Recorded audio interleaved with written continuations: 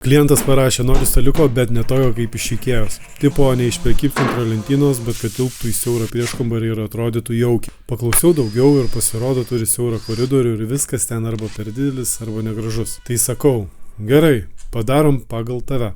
Pasiūliau konsolinio staliuko variantą iš natūralaus medžio, paprasto dizaino, be jokių mandrybių, bet kad atrodytų skoningai. Klientas iškart, o va čia jau kažkas.